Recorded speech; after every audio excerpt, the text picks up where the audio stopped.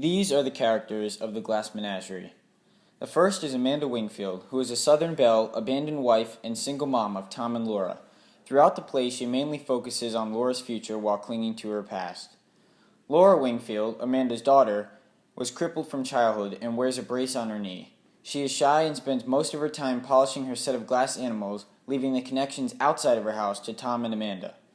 Tom Wingfield, Amanda's son, is the narrator and a warehouse worker who makes the family money.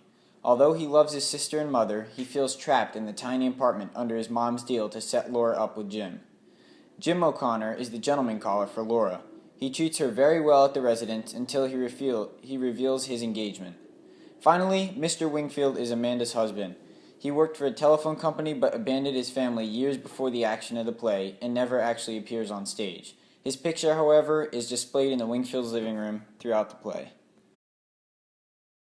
The play starts out with the Wingfields having a discussion in the dining room. The reader knows that the family lacks a father figure because Mr. Wingfield had abandoned the family years before. With the absence of a father, they struggle financially, and the emotions of the characters show the stress this causes. Tom especially feels stress from his mother because he is the sole provider for the family. Tom works in a warehouse but wants to be doing something more adventurous. Tom is seen leaving the house through the fire escape to go to the movies multiple times throughout the play. Laura, his younger sister, had tried to go to business school but couldn't handle the anxiety she felt going there. She was very self-conscious about a brace she used to have to wear that made noises as she walked, and has let it take over her life. Her only apparent interest is her glass figurines, which she is constantly seen cleaning. Her mother is constantly telling her she needs to be outgoing and sociable so she can find a gentleman caller. Amanda always tells Laura about how she had 17 gentleman callers in a single day.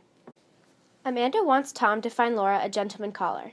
Tom doesn't want to at first, but eventually brings his friend Jim over, who Laura had a crush on during high school. Laura is petrified to see him and hides as he comes to the door.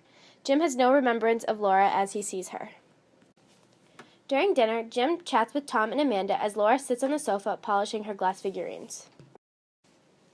After dinner, Jim approaches Laura, and gradually she becomes more comfortable with him.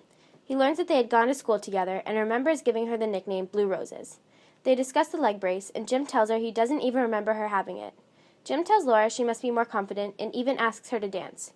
He bumps into the table and knocks the unicorn glass figurine over. The horn breaks off, and suddenly it looks just like the rest of the horses. At this point, Jim apologizes to Laura and kisses her. He then backs off and says, "I shouldn't have done that." He informs Laura that he is engaged to be married and leaves.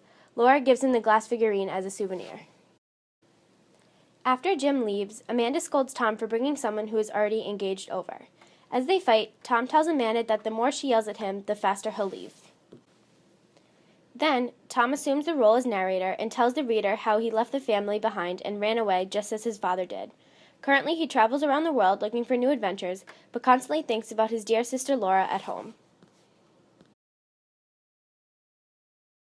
The most prominent theme in the Glass Menagerie is the character's inability to accept reality. Laura, by far, has the weakest grasp of reality of all the Wingfield family. The private world in which she lives is populated by glass animals, objects that, like Laura's inner life, are incredibly fanciful and dangerously delicate.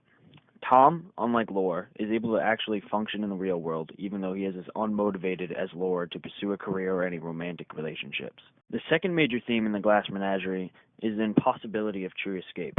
Tom is held captive not by external factors, but by his loyalty and even possibly love for both Laura and Amanda. One cannot say for certain that leaving home even means true escape for Tom. Tom's escape leads him not to freedom, but ultimately to the life of a fugitive as he runs from his emotions. The third theme in the Glass Menagerie is the unrelenting power of memory. As is told by Tom, the Glass Menagerie is a memory play. Most fictional works are products of the imagination that must convince their audience that they are something else by being realistic. A play drawn from memory, however, is a product of real experience and hence does not need to drape itself in the conventions of realism in order to seem real. Tom is not the only character haunted by his memories. Amanda is constantly pursuing her fading youth, with old records being almost as important to her as Laura's glass animals are to her. For the characters, memories can be devastating and prevent them from finding true happiness, but it is the memories that are the driving force for Tom to execute his final move, which is the achievement of the play.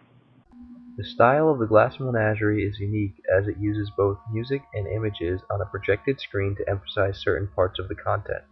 Music is often played to enhance the dramatic effect of certain scenes, while images are displayed on a screen to point out themes or symbols in the scene. Images are also used to add to the dialogue of the scene by representing the thoughts or memories of certain characters. This style was unique to author Tennessee Williams and his expressionist theatrical style. However, the screen does take away from the realistic portrayals of life in the play.